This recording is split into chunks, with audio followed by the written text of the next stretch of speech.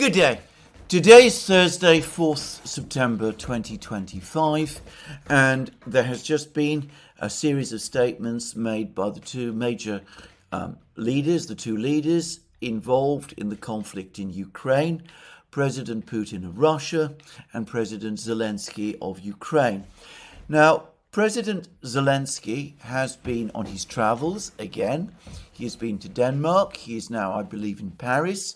He's meeting in Paris with the various members of the coalition of the willing.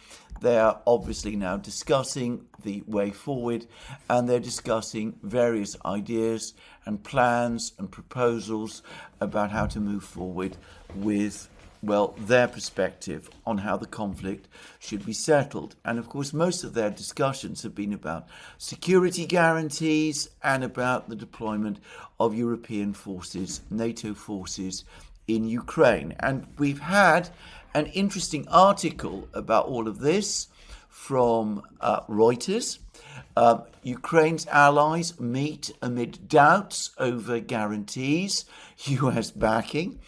And the article goes on to say some 30 leaders were holding talks on Thursday with Ukrainian President Volodymyr Zelensky over security guarantees for Kiev in the event of a peace deal with Russia, hoping to do enough to persuade the United States to back their efforts.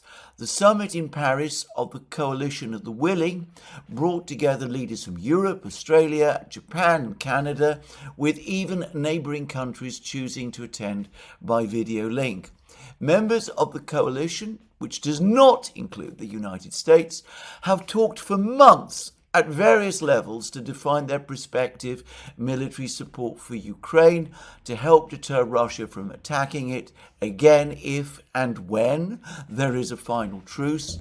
Currently, still a remote prospect. But those efforts have stalled as governments have said any European military role would need its own US security guarantees as a backstop. President Trump has made no explicit commitment to provide those. Well, if you heard that story before, I'm not surprised because I've heard it many, many times. Ever since February, we've been having the same discussions in Europe, discussions about deployments of European forces in Ukraine. Sometimes they're called peacekeepers. Sometimes they're called ceasefire monitors.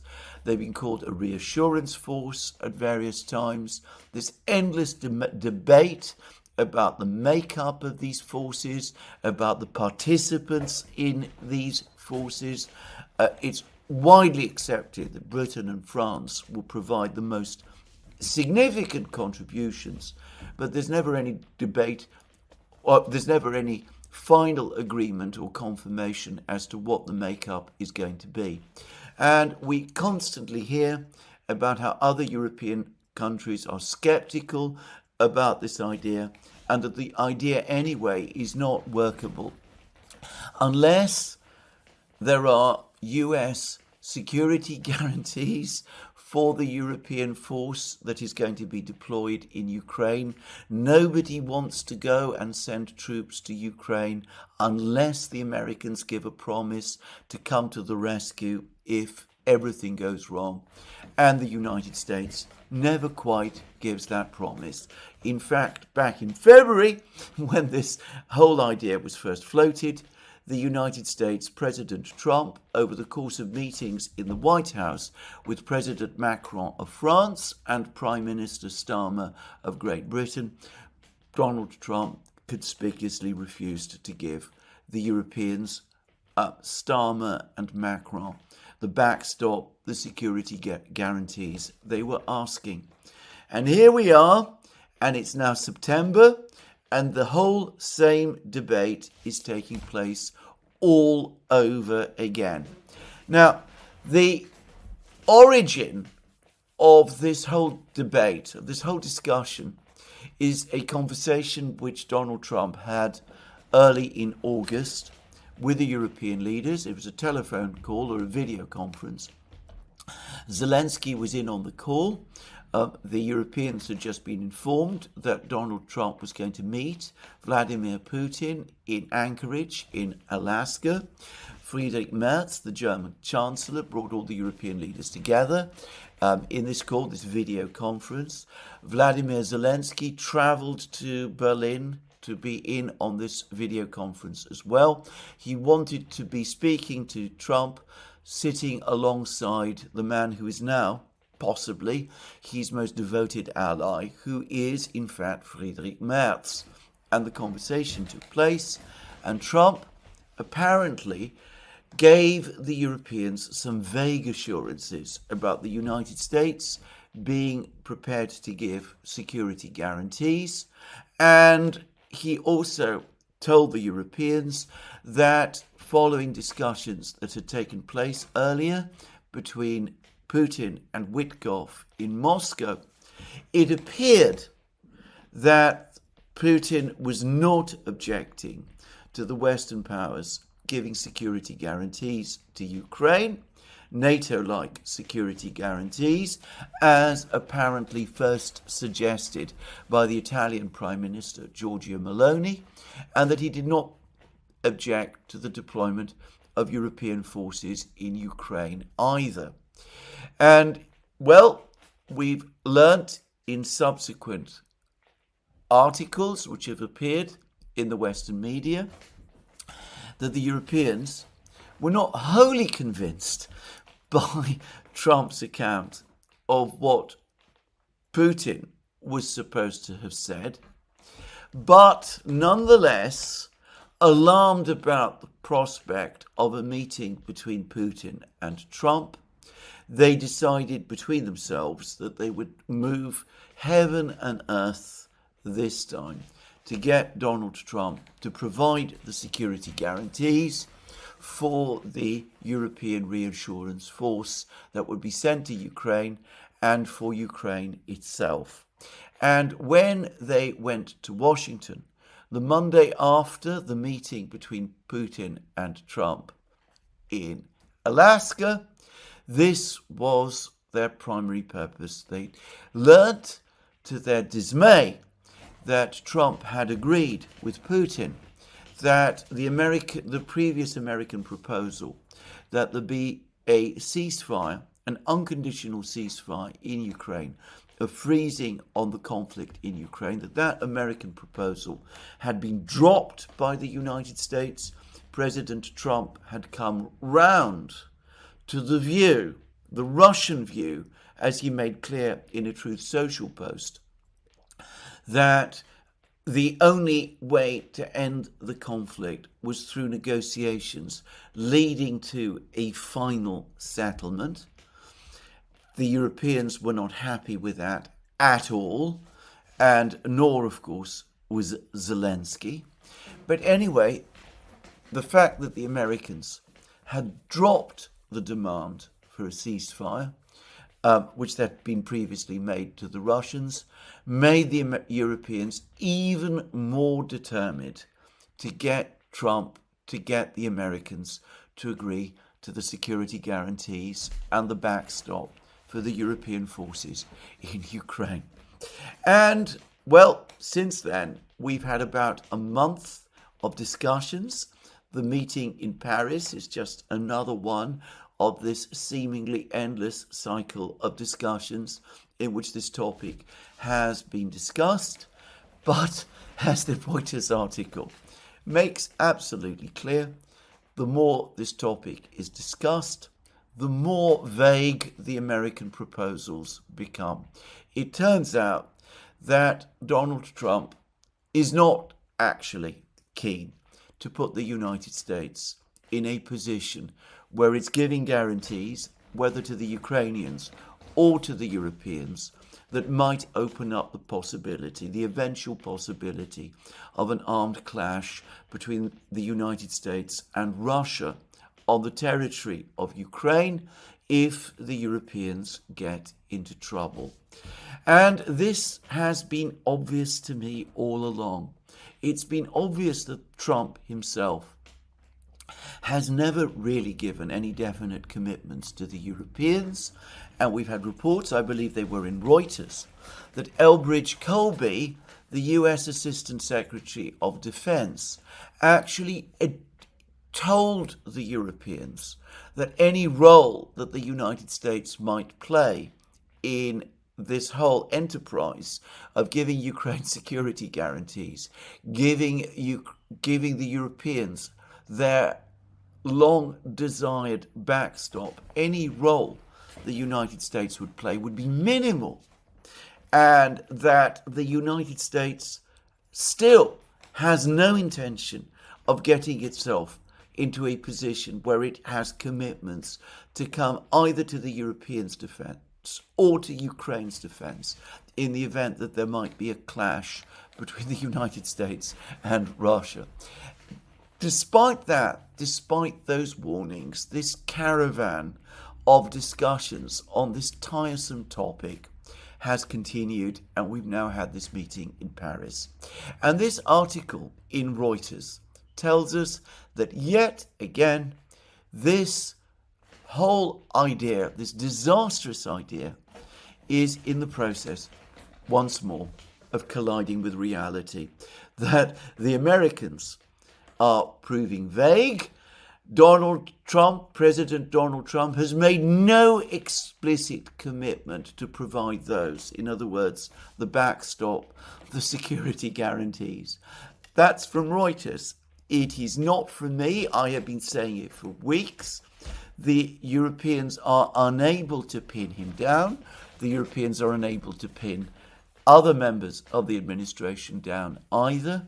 The Pentagon is obviously hostile to the whole idea, and the Europeans themselves cannot agree about it clearly with each other. There are endless discussions, but the whole thing goes round and round in a circle.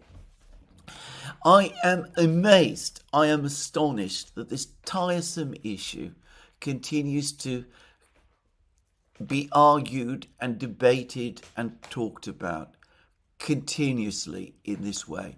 It seems that Witkoff himself, I'm taking this again from Reuters, is now in Paris. This morning he's had various discussions with European leaders, but Macron continues to talk about how we are ready, us Europeans, to provide security guarantees to Ukraine for when there is a signed peace, and that it is now a question of seeing how sincere the Russians are. Sincere about what exactly? Because the Russians have consistently always said that this whole idea of NATO-type security guarantees given to Ukraine by NATO states is unacceptable, and that the deployment of European forces in Ukraine is unacceptable. The Russians have never wavered from this position. They have reiterated time and time again. But anyway, Witkoff is there. He's no doubt going to provide whatever reassurances he can. He's going to tell the Europeans perhaps some of what they want to hear. But clearly and obviously, the kind of cast iron commitments that the Europeans are looking for are not going to be provided. So what does this all have to do with Zelensky, who is there at this meeting in Paris? Well, Zelensky finally is now starting to express doubts. He's talking about how there's no actual action on this plan. He's suggesting that rather than the Europeans talk incessantly about deploying European forces in Ukraine, European forces which never quite materialize or even cohere, perhaps the better thing than that, and superior even to providing Ukraine with security guarantees, would be to arm and supply the Ukrainians up to the level where the Ukrainians are sufficiently strong to take on the Russians by themselves. Now that, of course, is to demand the impossible. We'll come to what Putin has been saying about the situation on the battlefronts, but I will express my own very clear view, which I have held to ever since the start of this conflict, the armed conflict, which began in earnest in February 2022, that there is never a situation which is going to arise when the Ukrainians are going to be capable of taking on the Russians by themselves. However many weapons, whatever amounts of training, whatever money the West gives to Ukraine, the simple reality is that Russia is a great power and Ukraine obviously is not. And given the strength of Russian resolve, about which more soon, there is never any way in which the massive imbalance of power as between Ukraine and Russia can ever be redressed in Ukraine's favour, short of providing Ukraine with nuclear weapons, which admittedly Zelensky has floated on occasion, but which is obviously unacceptable to the Europeans and to the United States. So, anyway, Zelensky nonetheless continues to beat this drum. More weapons, more money. He's been calling for this, I think, literally from the day the special military operation began.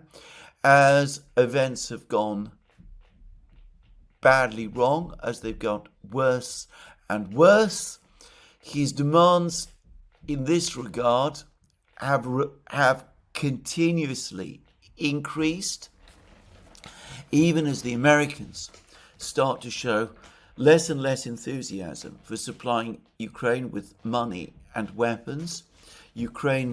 Zelensky's demands continue unabated, and the Europeans always, in the end, seem willing to provide them. So anyway, that is one thing that Zelensky has been saying, but he's been saying something else, or I think more properly, his officials have been saying, which is that Ukraine does now accept, or at least is prepared to consider, the possibility of freezing the conflict along the existing lines. There's even some Ukrainian officials that are now talking about the Korean scenario, the situation where the Koreas were divided along the 38th parallel, North Korea as a communist state, South Korea as a Western-aligned pro-American capitalist state. And this situation, which, by the way, was intended to be temporary when it was agreed in, I believe, 1954, has continued indefinitely since then.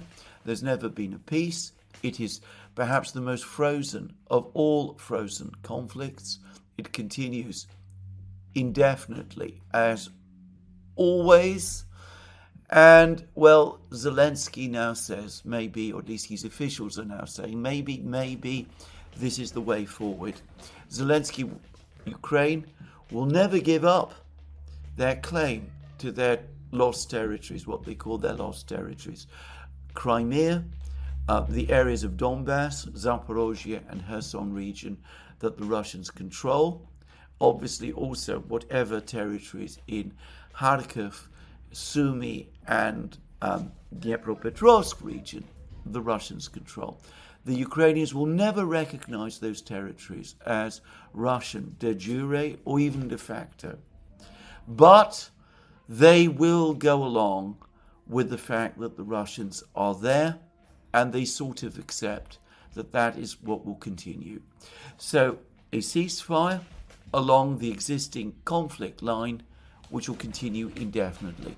Ukraine will not retreat from any further part of its territory, not a particle of it. It will not agree to any sanctions against Russia being lifted, either by itself or by the Western powers. On the contrary, the Ukrainians, Zelensky, are continuing to call for more sanctions to be imposed on Russia. And we come to all of that shortly. But anyway, the Ukrainians want that too. They want, of course, the $300 billion of Russian assets, some of them apparently Russian government assets, others central bank assets, assets belonging to various Russian business people. Anyway, the figure of $300 billion is the one that is most often touted. He wants, of course, all that money seized and confiscated and presumably handed over to Ukraine. The Ukrainians want all of that. So the coldest of cold peace, one apparently continuing indefinitely, but at least an end to the fighting along the present ceasefire lines.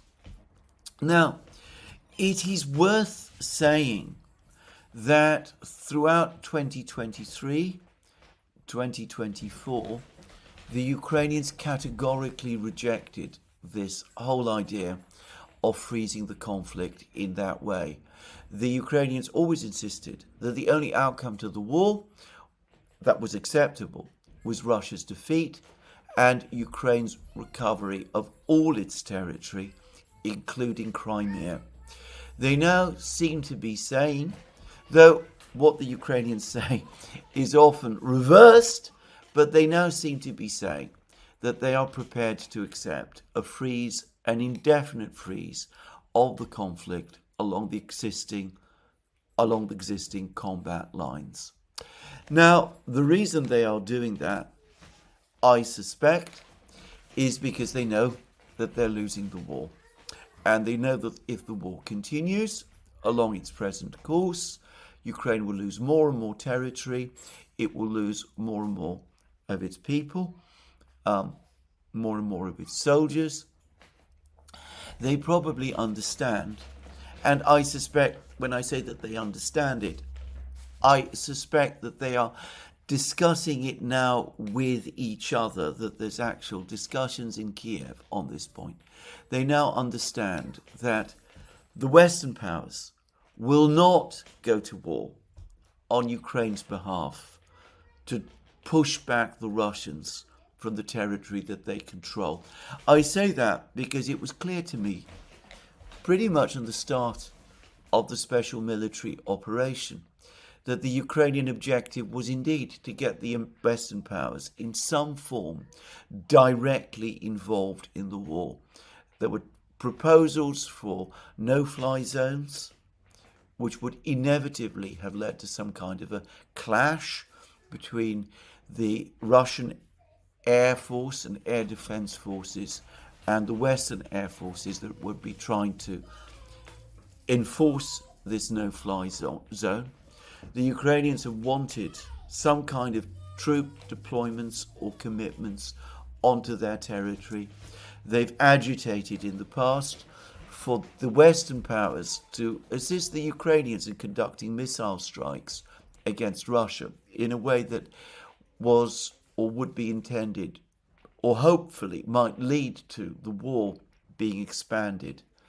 The Ukrainians have floated all of these ideas at various times, and as even Joe Biden, I think, understood, it was fairly transparent and fairly obvious that their purpose ultimately was to get the West involved, the United States first and foremost, directly involved in this conflict, notwithstanding President Biden's warning that any scenario in which American troops were fighting Russian troops would be World War III. But anyway, that was, for a long time, the Ukrainian objective. And I'm going to say something further. I believe that ultimately, and I said this before, I've said this many times, I said this when President Macron of France brought up for the first time the idea of sending French troops to Ukraine. This was in early 2024, after the Russian capture of the fortified town of Avdiivka. I said at the time that what Macron was trying to do was to get French troops into Ukraine set up conditions for a conflict with the Russians, between the French troops and the Russians. At that point, the French would ask the Americans to intervene, and that obviously was something that the Ukrainians also wanted, and that it was hoped would lead to the United States becoming directly involved in the conflict. And I have also expressed what is, I accept, my own view, that ultimately all these demands, all this agitation to deploy inadequate numbers, everybody accepts that the numbers would be hopelessly inadequate, of European troops in Ukraine, but to get the United States to backstop them, to provide them with a guarantee, that too ultimately was intended to draw the United States into the conflict by, in effect, bringing about a scenario where those European troops found themselves in conflict with the Russians and demanded, with the Europeans then demanding, that the Americans honour the backstop and come to their rescue in Ukraine. Well, I read these latest comments by the Ukrainians that they're prepared to accept the idea of a frozen conflict as their grudging acceptance that not only are they going to lose the war if the war continues in the way that it is, but that the conflict, the direct clash between the United States and Russia that they have been trying to set up is never going to happen, and that the United States will never give the Europeans the kind of backstop the Europeans are demanding, and that the European forces will never be deployed to Ukraine in the way that the Ukrainians want. So that is my reading of what has come, what is the actual result of these meetings that have taken place in Copenhagen and Paris. It was notable that Zelensky himself seemed unhappy about the fact that all he was hearing was talk, that this has been an unending discussion, and he's finally, I think, come to understand that this proposal to deploy European troops with an American guarantee and backstop to Ukraine will never happen. It takes something. It is truly an extraordinary comment on the illusions of some of Europe's leaders that it has taken no less a person than Vladimir Zelensky of Ukraine, who is by no means someone unwilling or unable to spin fantasies of his own, that it has taken no less a person, none other than Vladimir Zelensky himself, finally to grasp what, to any person looking at the situation objectively, was obvious, that there is no scenario or set of scenarios whereby the United States would let itself get drawn into the conflict between Ukraine and Russia in such a way as to be in a direct conflict with Russia, and that all attempts by Ukraine to do that, and all attempts by Ukraine's European allies to achieve that, were impossible and would never succeed. If Joe Biden was not prepared to, or at least Joe Biden and his administration were not prepared to engage in the conflict in Ukraine in that way, if they were not prepared to take the Russians head on. There is no possibility that the Trump administration will ever do so. Anyway, one would like to think that this is the end of the coalition of the willing. It is most unlikely that this is the case, even if the Ukrainians themselves have lost faith in this disastrous idea. I cannot imagine any scenario where Starmer and Macron themselves will drop it.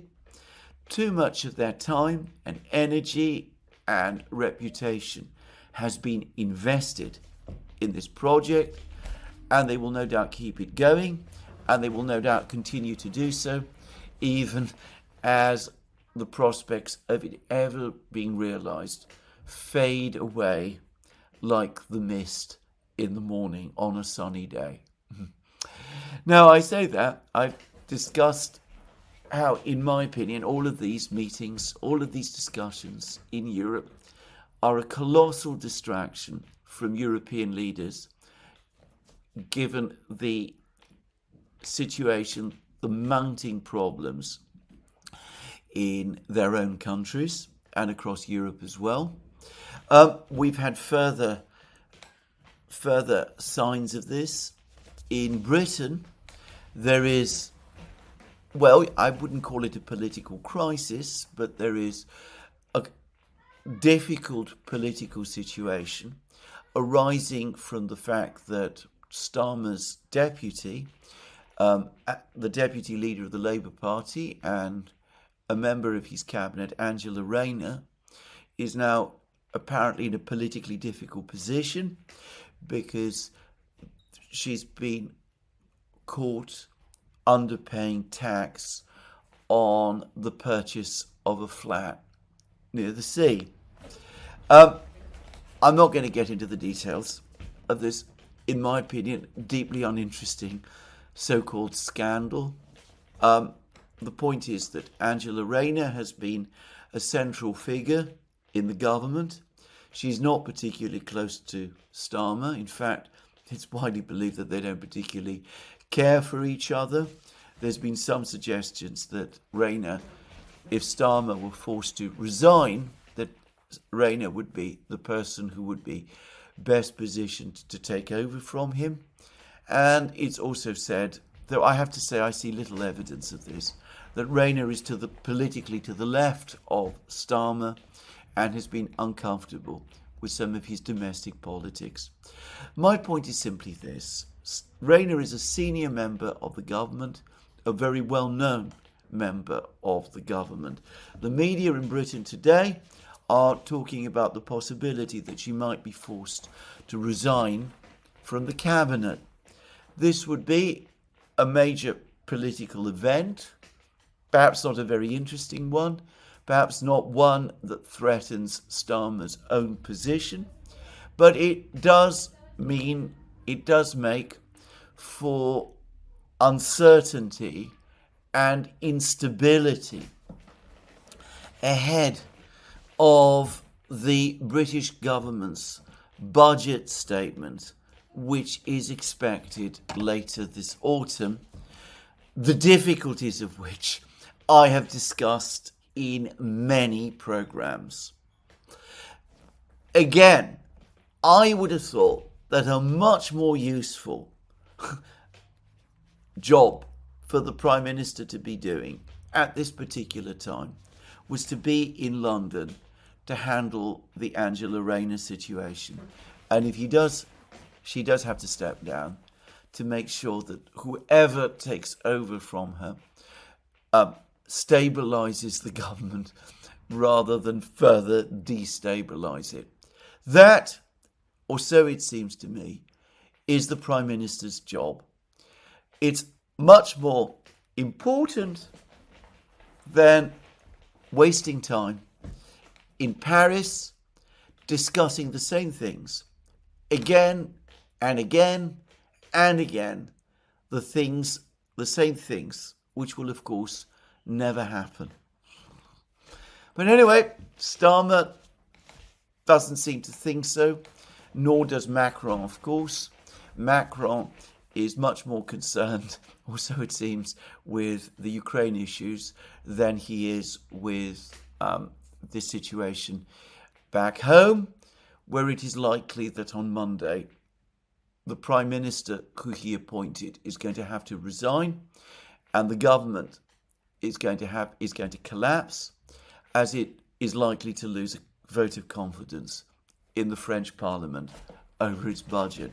That is less important than discussing this ill-starred project of sending troops to Ukraine, which and making rude comments, rude statements about President Putin of Russia and about Russian sincerity over an issue about which, as I said, they have been constantly consistent. Anyway, since I'm talking about the European leaders, obviously Merz is also a part to these discussions, and I would just say briefly that there has been a ferocious attack on Merz from the Russian intelligence agency, the SVR. This has come probably as a response to a succession of increasingly insulting comments that Merz has made about President Putin of Russia, whom he has just called a war criminal, and increasingly aggressive statements that he has made about Russia altogether. Merz, for example, has recently said that the way to deal with the problem in Ukraine is to bring about Russia's exhaustion, that the way to do that is by intensifying further economic pressure, doing that through secondary sanctions. We'll discuss this in a moment. Sanctions, in other words, on Russia's main trading partners, and that this is perhaps more likely to achieve results than expecting a military victory in Ukraine. Anyway, Merz has been making these various statements, and as I said, the Russian intelligence agency, the SVR, has published a very, very critical report indeed about him. And it says, perhaps predictably, that Merz is pathologically anti-Russian, that he is obsessed with Russia, that he has been educated in dislike of Russia by members of his family who participated in the war, in the Second World War, in the German army against Russia. I have to say, I don't like any of these comments in the SVR statement. How can the SVR know what members of the Merz's German family told Merz and how that might have influenced him? I mean, this is all speculation, and I don't think it's an appropriate and proper thing to do. But anyway, never mind, the SVR has done it. And more interestingly of all, the SVR made two further claims.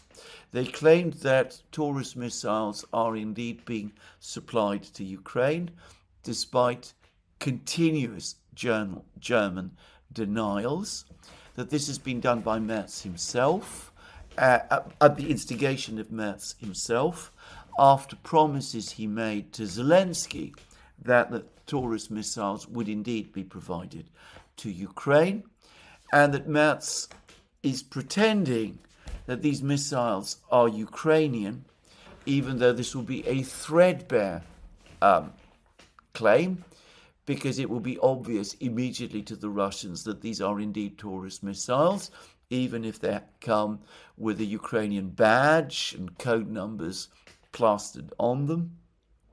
And it will be obvious to the Russians as well that the Germans are involved in their launch.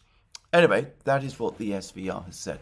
I've speculated about this possibility myself in the past. I've in fact gone further than speculated. I thought it might actually have happened that way. But I've even said in one program, as I remember, that I believed that it was likely that the Taurus missiles had already been supplied and were in Ukraine already. We got thereafter the denials from the Germans, which I accepted. But here we see the denials from the Germans that the Taurus missiles had been supplied to Ukraine and would be supplied to Ukraine. But here we see the SVR reopening this whole story. They may be right, they may be wrong, I don't know. If they are right, obviously it won't surprise me, but I have no information either to confirm or deny this part of the claim that the SVR is making. Anyway, that is one claim that the SVR is making, and I don't know whether or not it is true, though, as I said, it might be. The other claim that they are making is that members of the German government and of the German political establishment are becoming increasingly alarmed by Merz's idée fixe with Russia, his obsession with Russia. There are supposedly whispers within the German government about this, about the fact that the Chancellor seems to be more focused on conducting his feud with Russia, and that there is growing frustration that the Chancellor, Friedrich Merz, as a result, is so focused on Russia and on the conflict in Ukraine that he is neglecting the already and pressing matters in Germany itself. Now, this is the one part of the SVR report that I not only believe to be true, but which I know to be true because I have been reading the same things myself, written in the German media and also in various websites like Eurointelligence, for example, by people who are much closer to the political scene in Germany than I myself am. So anyway, that's what the Russians are saying about Friedrich Merz. That's what Zelensky is now saying about the conflict in Ukraine. The Europeans, as I said, going round in circles, but Zelensky finally perhaps accepting that the clash between America and Russia will never happen, that the Europeans will never come to Ukraine's rescue, that the only way out for a Ukraine which is losing the war is through a freeze of the conflict, an indefinite freeze of the conflict along the existing conflict line.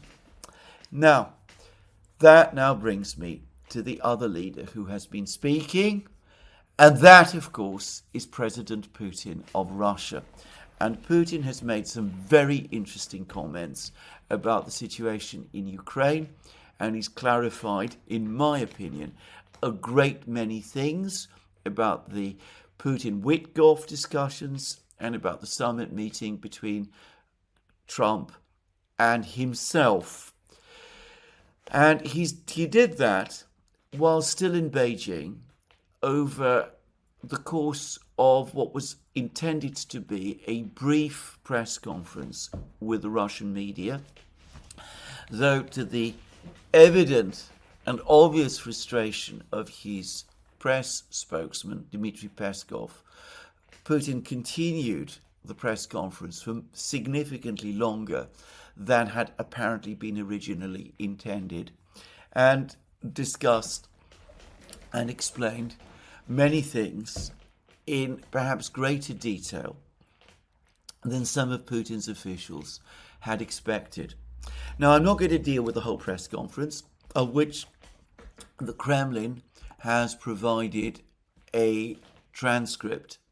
What I would say is that the press conference dealt with many issues. It dealt with what was discussed at the SCO, Russia's relations with its friends, China, India, and the others, the question of secondary tariffs, the threats of secondary tariffs by the Western powers against Russia's trading partners. Putin said that this was barely discussed, barely touched on in the various meetings that have taken place in China. And I believe him on this, by the way. I think that Xi Jinping and Modi would not talk about such matters in any detail with Putin, because as far as they're concerned, this is a bilateral matter between them and the United States, and they would see it as undignified to talk about topics like this with the Russians. Just saying. But anyway, Putin said that. He talked about relations in general with the United States. He said that hardly anybody at the various meetings that have taken place in China actually had any negative things to say about President Trump or his administration. It was not true, as President Trump suggested in a rather unfortunate Truth Social post, that all of the leaders that had come there to plot against the United States. About that, by the way, I am sure he's right. He's telling the truth also. But anyway, what I am going to focus on in this program is what Putin had to say about the Ukraine conflict and about the military situation.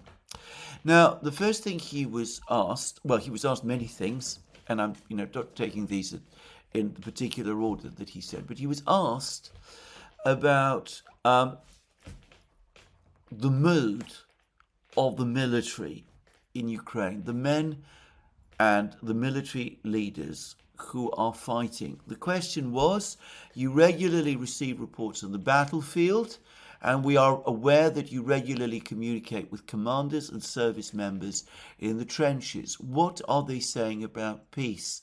Are they prepared to accept a ceasefire, these agreements, or are they insisting on fighting to the very end, the victorious end?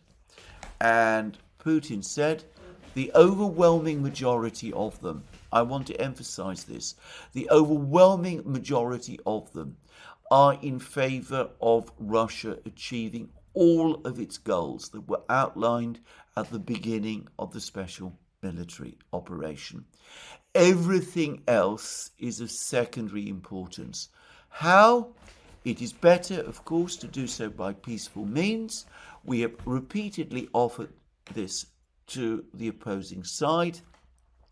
Let us see how this process unfolds, including with the assistance of the current administration in Washington. And this takes us back to the question of resolve. There have been circumstances, discussed earlier in this program, the enormous imbalance of power between Russia and Ukraine. The only way that Ukraine can defeat Russia in the end is not through supplies of weapons or money from the West.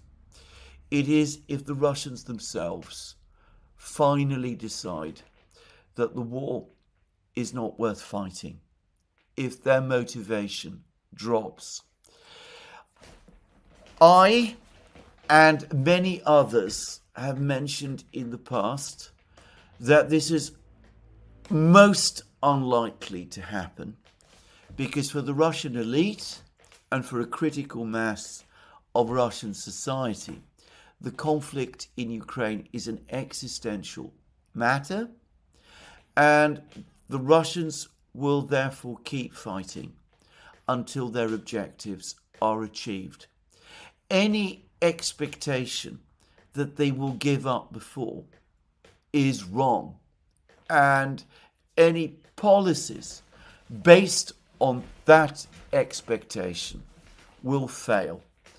Well, here you see Putin saying this. He says that he's in touch with the military. The military want to see the job done. By the way, I am confident that in this, Putin is telling the whole truth. I get no sense at all that the military in Russia have any desire to end this conflict prematurely. On the contrary, I think they would feel betrayed if they felt that an agreement had been reached which did not fulfill the original objectives that they were set: the denuclearization, demilitarization of Ukraine, Ukraine permanently outside NATO, its neutral and non-aligned status reaffirmed, and the position of Russian speakers in Ukraine safeguarded. The Russians see these as existential questions, and it is the Russians altogether, not just Putin himself, who will insist on seeing these things done. So anyway, I think this is an important point, and I think it needs to be clearly understood. Now, Putin also discussed the actual state of the war, and it was most interesting that he repeated almost word for word what the Chief of the General Staff, General Gerasimov, said in the recent presentation that Gerasimov made, which I have discussed on these programs and which Alex Christoforou and I have discussed in a dedicated video on the Duran. But I will read out here what Putin actually said. All groups of the Russian armed forces are advancing in all directions. They are advancing successfully at different paces, but virtually in all directions. I will not list them. How does the enemy react? We can see that they're trying to plug holes, so to say, transferring the most capable units from one difficult sector to another, which they consider more critical. For example, if I recall correctly, recently the 95th Brigade of the Ukrainian army was transferred from Sumy to a different sector. Does this mean it is easier for them in the Sumy sector? No. They simply replaced the 95th Brigade with a less combat-ready unit, sending the better unit where they thought it was more needed. And this is happening all along the line of contact. Of course, we cannot relax, as this may indicate preparations to build up reserves somewhere for some larger scale actions. However, a preliminary analysis by our military specialists shows the Ukrainian armed forces do not currently have such capabilities. They are not capable of conducting large-scale offensive operations and are only focused on holding their existing lines precisely in the way I have just described. This is not an isolated case. This is happening across almost the entire line of contact. It shows what both we and Western experts have noted. The Ukrainian armed forces are increasingly running out of reserves, with combat-ready units staffed at no more than 47 to 48%. The situation for them is at a most critical point. Nevertheless, combat operations remain difficult, and therefore we should refrain from making predictions. The analysis stands as I have just outlined it. What Putin is describing here is what I have discussed in many programs. I coined the expression aggressive attrition. I discussed that at length in the program that Alex and I have done about Gerasimov's comments, and well, you see it described here by Putin. The Russians maintain the pressure all across the front line. They give the Ukrainians no respite, they give them no rest, they attack constantly and in every place.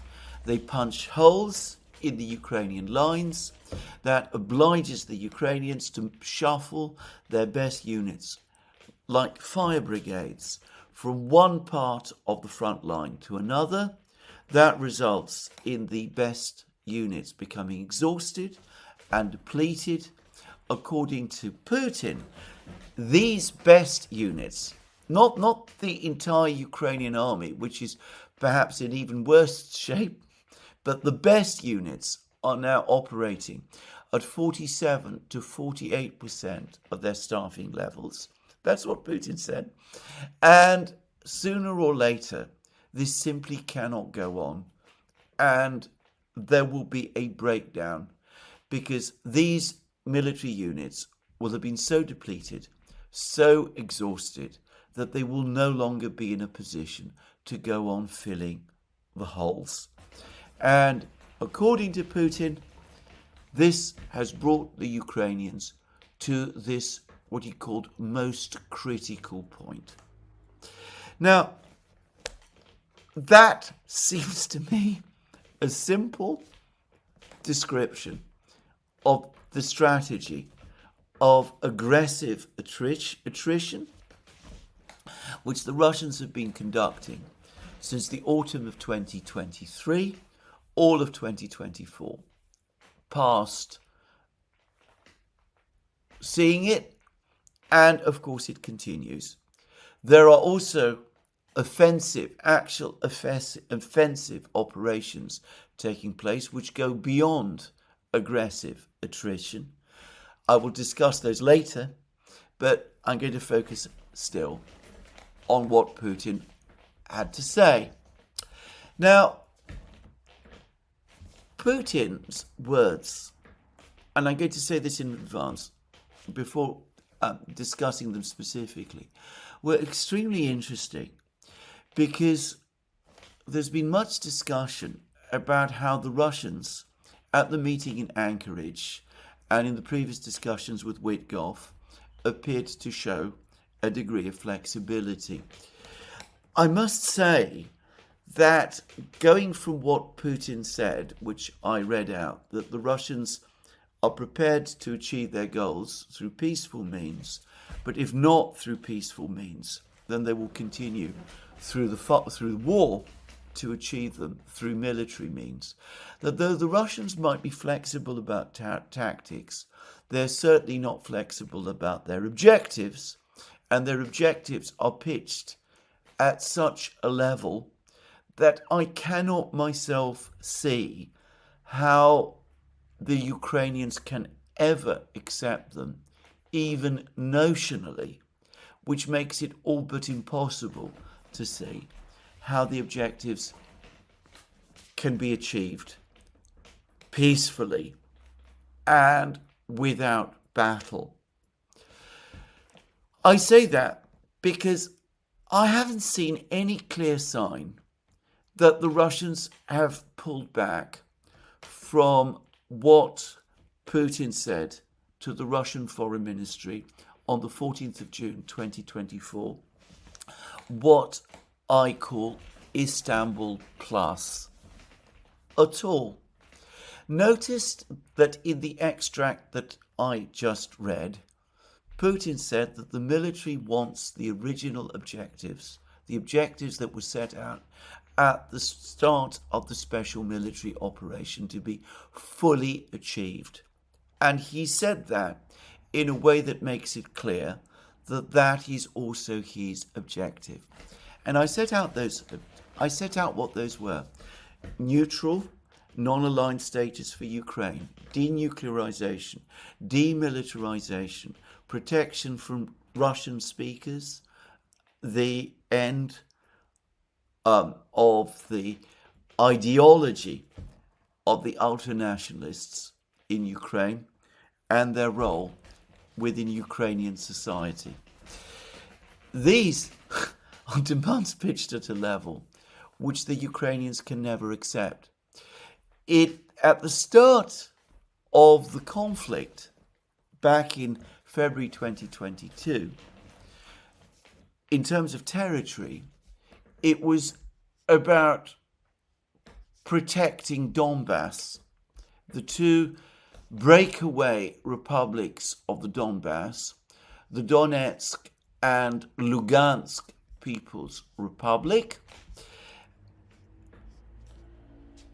And at that time, those two republics, according to the Russians, were sovereign independent states. They were not yet part of Russia. But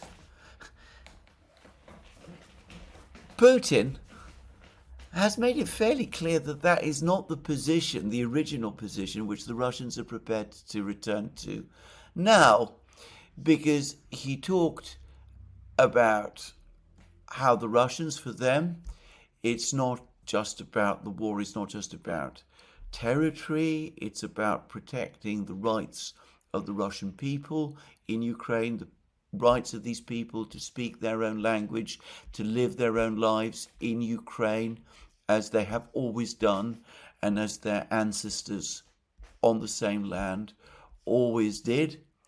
Anyway, Putin said all of that, but he also discussed the situation in the four regions. And he said that the four regions have held referendums to join Russia, and this is now a matter of principle of these people expressing their intentions democratically through the process of democracy, and that must be accepted. There cannot be, under any circumstances, any retreat from that. That is what Putin said over the course of the press conference. Now, nowhere in this press conference does Putin ever say, for example, that if the Ukrainians withdraw from Donbass, from Donetsk and Lugansk, if they give up Slavyansk, Kramatorsk, Konstantinovka, Pokrovsk, Siversk, and Liman, and all of these places, nowhere does he say that if they withdraw from these places, the Russians will agree to a freeze on the current line of contact in Zaporozhye and Kherson. What he says instead is that there was a referendum, these regions voted to join Russia, and their will on this must be respected. It must be put into place. Well, perhaps over the course of the discussions with Witkoff, the idea of a potential Ukrainian withdrawal from Donbass and a ceasefire in other places was floated, and maybe the Russians didn't shoot it down. But I cannot see myself how these words of Putin's can be understood in any other way than as a statement that these regions must eventually, in their entirety, become part of Russia.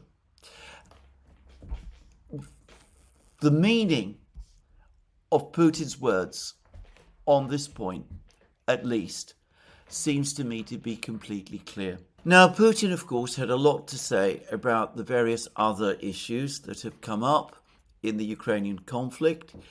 And again, he provided quite a lot of clarity, so now let's proceed with those. Now, he was asked a question by Pavel Zarubin, who is his favorite journalist and who is the person who interviews Putin regularly and who has seemed to me for some time to be essentially a member of Putin's entourage rather than just a simple journalist. Anyway, he was asked a question about whether or not it was appropriate for Russia to accept that one day Ukraine might become a member of the European Union. This is an interesting question, and this is Zarubin's question. You often speak about the root causes of the Ukraine crisis, and yesterday you mentioned this as well when they started dragging the country into NATO. But now we can see that European leaders who declare and discuss certain security guarantees for Ukraine are almost entirely focused on deploying their troops there, while many of them continue to insist on Ukraine's accession to the EU. However, we can see that the European Union is quickly turning before our very eyes from a once economic union into a kind of military political bloc with practically non-stop aggressive decisions and aggressive rhetoric. How would you comment on these developments? Now, this is, I think, a major issue, a very hot wire issue in Russia, because, of course, in April 2022, at the time when the original Istanbul Agreement was agreed, the Russians said that they had no objection to Ukraine joining the European Union and would indeed even support Ukraine's application to join the European Union. Since then, the European Union has imposed 18 packages of sanctions against Russia. It has pursued and conducted an extraordinary campaign rhetorically against Russia and also many international forums. It lobbies against Russia in every conceivable place and venue. And of course, it is increasingly developing a military and defense and security aspect. And several Russian officials have made fairly clear that they think that the European Union, as it currently is no longer just the economic bloc that Putin has talked about in the past. And given that it is a military bloc or an evolving military bloc, it is simply not acceptable for Russia to go on agreeing that Ukraine should become a member of the European Union. Now, this is what Putin said in reply. I agree with those who believe that every country has the right to choose its own system of ensuring its security. This applies to all states, including Ukraine. But this also means that the security of one side cannot be built at the expense of the security of another party, in this case, Russia. We have always opposed Ukraine's membership in the North Atlantic Treaty Organization, but we have never questioned its right to conduct its economic and business activities as it wishes, including joining the European Union. Now, that is a very interesting answer, and it does need to be passed, because here we see Putin making a number of points, and this answer, by the way, just as Zarubin's question, I am convinced, was planted. I think this answer was pre-prepared. Now, look at what Putin says. He says every country has the right to ensure its own system of security, but this cannot be done at the expense of the security of another country. The Russians, by the way, have recently been claiming that this formula, that a country cannot safeguard its security by depriving another country of its security. The Russians have recently taken to saying that this is, in fact, a provision of international law. That he then goes on to say, we have always opposed Ukraine's membership in the North Atlantic Treaty Organization. Well, that we always known. And of course, NATO is a specific military alliance. But note the next paragraph. We have never questioned its right to conduct its economic and business activities as it wishes, including joining the European Union. Now, he has just been asked a question. The European Union is evolving into an aggressive political military bloc. He doesn't respond. He doesn't say that that is right. He doesn't say that that is wrong. He says that no country is entitled to develop its security at the expense of another country. And that, by definition, means that Ukraine cannot join NATO because NATO is a political security bloc. It is an alliance.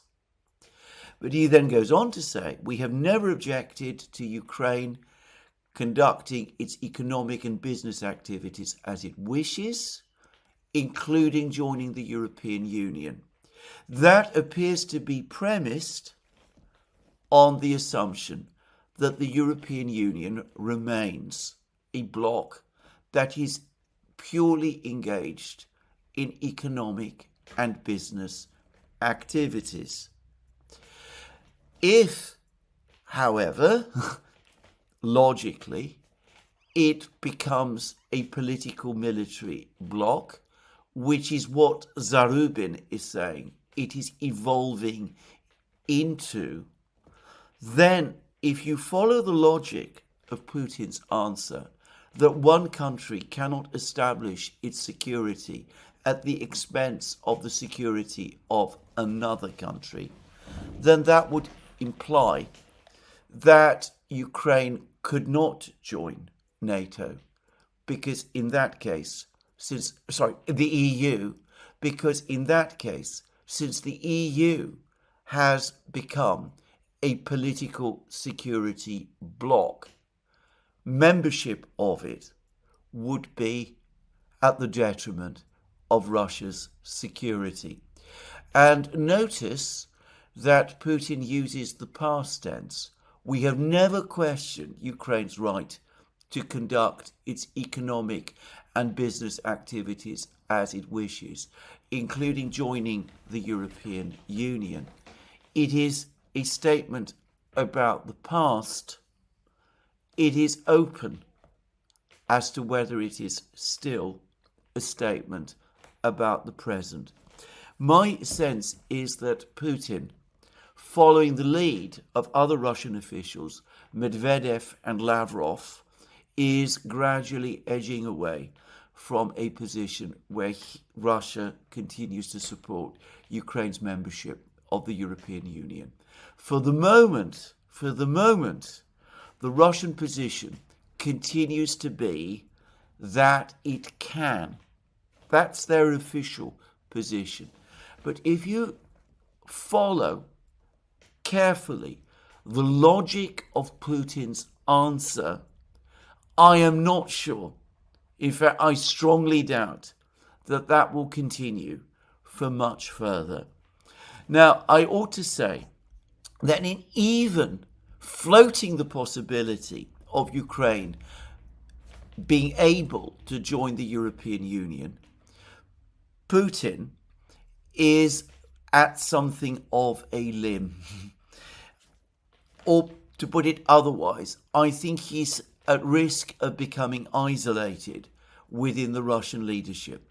Medvedev and Lavrov are increasingly saying the European Union is becoming a hostile alliance, and I suspect most of the members of the Russian Security Council and the elite in Russia agree with them rather than with Putin on this issue. Putin, who is a lawyer, who chooses his words extremely carefully, is now opening a way to retreat if he decides that this position that he has of Ukraine joining the European Union no longer has support within Russia's leadership and is no longer in Russia's national interests. So a very, very interesting point by Putin, a very interesting answer by Putin. I'll be interested to see whether others, like, say, Ray McGovern, the former chief CIA analyst who also knows how to pass Russian comments carefully, whether he concurs with my view on this. Now, Putin also discussed the question about security guarantees. And I have to say that here he really is talking, in my opinion, with a very complex, almost a forked tongue, because he says that security guarantees are a natural necessity, as I often stress. We proceed from the fact that every country should have them. Every country should have security guarantees. Of course, most countries around the world do not have security guarantees. Every country, however, should have them. A security system, and Ukraine is no exception. So he says that. But he also goes on to say that, of course, any security for Ukraine cannot be at Russia's expense. So yes, Ukraine can have security guarantees. It has every right to decide on its own security. But in fact, he's imposing conditions. He says that the security that Ukraine can receive, the security guarantees that it may get, must not be at the expense of Russia's security. And they certainly cannot include joining hostile military alliances, hostile to Russia, that is, which obviously includes NATO, and it might include eventually the European Union as well, just to say.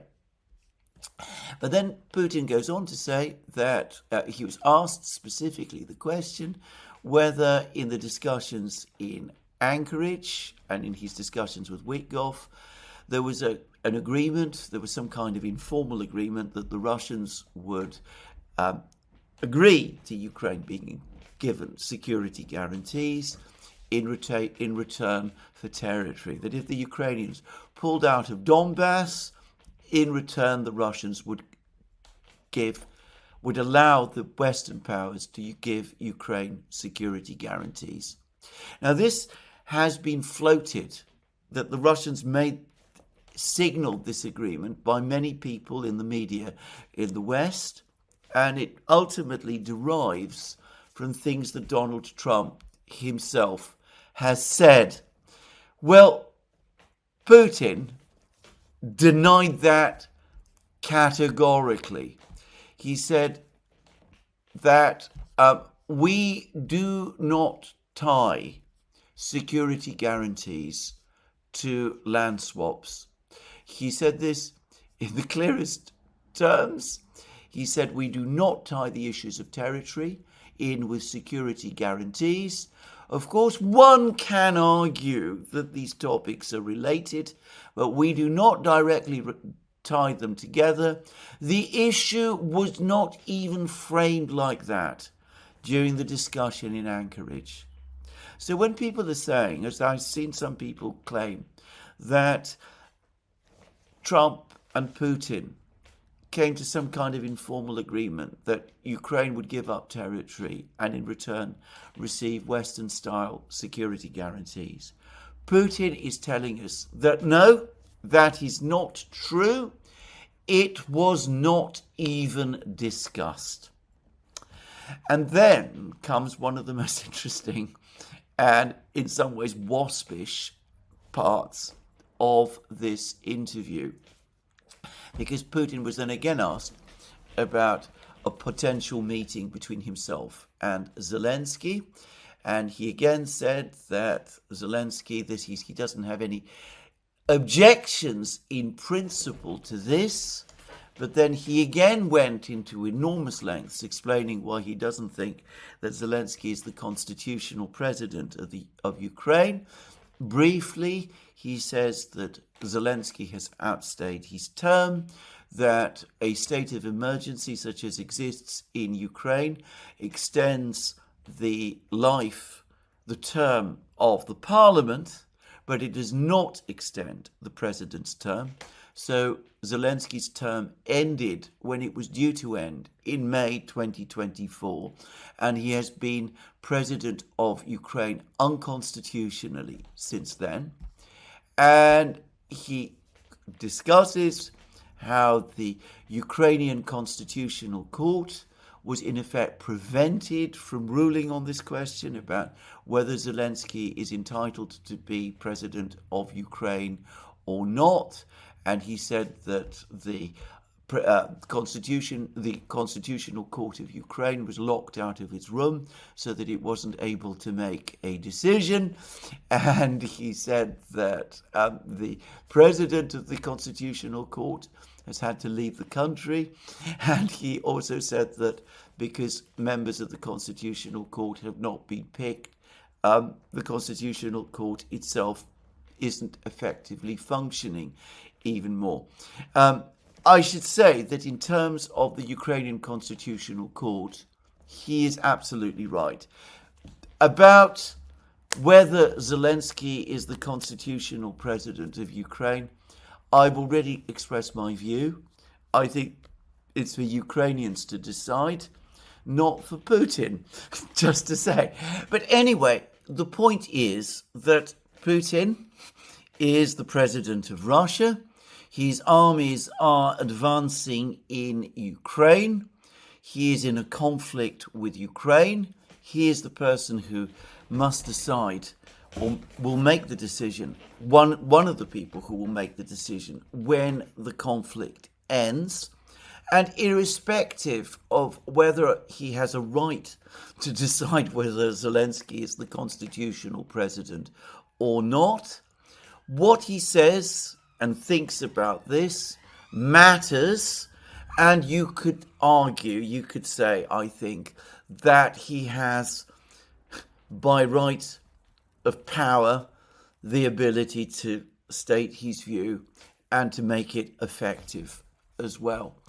And what Putin had to say about this is fairly straightforward. He says, so what should the incumbent authorities do if they want to stay legitimate and participate fully in the settlement process?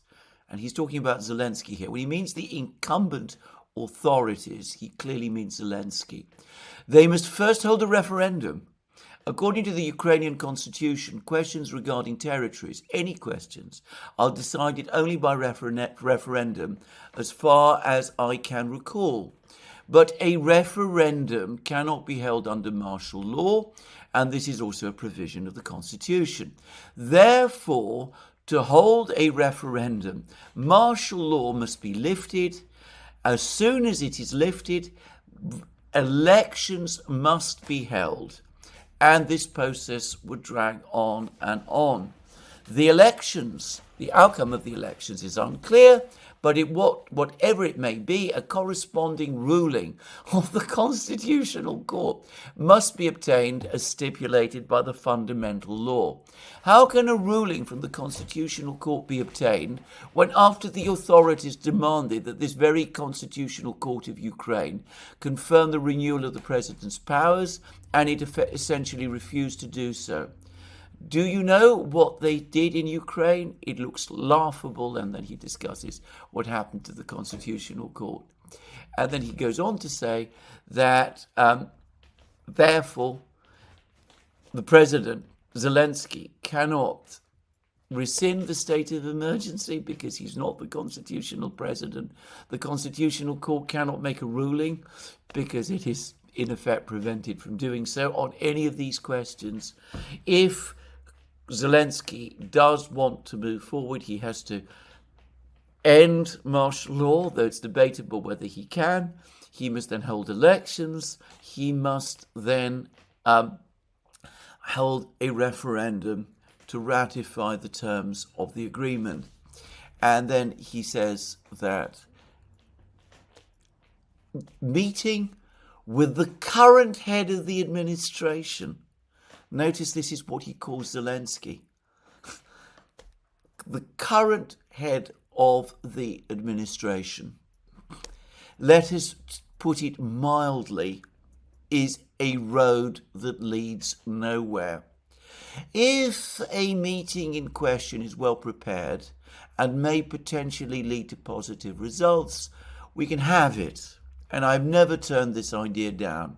By the way, Donald asked me, if possible, to hold such a meeting. I told him it was possible. After all, if Zelensky is ready, he can come to Moscow and we will have such a meeting. There was a suggestion earlier, I remember a couple of days ago, that Putin had offered to meet Zelensky and had suggested Moscow as a venue. But we could see that Putin was being facetious. These comments put this question beyond any reasonable doubt. Putin doesn't think that a meeting with Zelensky in any format serves any useful purpose. Zelensky, according to Putin, is not the head, the constitutional leader of Ukraine. He is at best the current head of the administration. As he has no formal power, other than the power that he has usurped, meeting with him and holding discussions with him is, as Putin himself says, a road to nowhere. Obviously, if the meeting is well prepared and might potentially lead to a positive result, such as, for example, Zelensky standing down or something of that kind, then perhaps there might be some point in holding it. But clearly, Putin doesn't think that this is an attractive idea. It's not something that he particularly wants to do because he doesn't see that it has any useful purpose. He doesn't really believe that a meeting with Zelensky can ever produce any positive results. In fact, it is, as he puts it, a road that leads nowhere. So I would say that this is a definitive rejection from Putin of a summit meeting between himself and Zelensky. I say definitive. Maybe that's too strong a word. He does leave the door a little ajar. But basically, he doesn't think Zelensky is the legitimate leader of Ukraine. He doesn't think that Zelensky is in a position to agree to anything. He wants, essentially, Zelensky to depart the scene. He believes that there has to be an enormously complicated process with a referendum and new elections to decide on a legitimate and stable system of power in Ukraine, capable of signing off on any agreement. He floats the idea that the Speaker of the Parliament, the Ukrainian Parliament, might play some role, but he doesn't spell it out properly. And he's brought up this idea of referendums and lifting of martial law and elections and all of those things. But note that he expects all this to happen without a ceasefire because he's ruled out a ceasefire and got Trump to agree to this. And can Ukraine realistically do all of these very complicated things that Putin is demanding unless there is at least some kind of cessation of hostilities in effect? Not just elections, and presumably, and in fact they would have to be, elections both of the president and for the parliament, but also a referendum to ratify the terms of the settlement as well. I don't believe that Putin believes that any of this is going to happen. Reading these comments that Putin has made, I am convinced that he sees this war as ending in only one way, with a military victory. After all, he himself said that the soldiers demand that the original conditions set out at the start of the SMO must be fulfilled. And he has basically said that unless they are, the war must continue. He is not closing the door completely on negotiations, but I don't believe that he has any real faith in them. And as for Ukraine's EU membership, it seems to me that he's already gradually walking away. So there it is. That is where I think Putin stands at the moment. To repeat again, I don't myself see that the meeting in Anchorage has changed the dynamics of the war fundamentally at all, or even of the diplomatic process. What it has done is that it has, at least for the time being, taken this vexed topic of a ceasefire off the table. That is all. The war goes on. Putin says that the Russians have the initiative. They do. I will discuss it at length in my next program. But in my opinion, for the moment, he remains committed to seeing the war through. Perhaps he's even hardened his stance over the last few weeks since Anchorage, and the diplomacy, in effect, is ended, at least for the moment. Well, this is where I finish my program today. More from me soon. Let me remind you again, you can find all of our programs on our various platforms, Locals, Rumble and X. You can support our work via Patreon and Subscribe Star and by going to our shop. Links under this video. Last but not least, please remember, if you've liked this video, to tick the like button and to check your subscription to this channel. That's me for today. More from me soon. Have a very good day.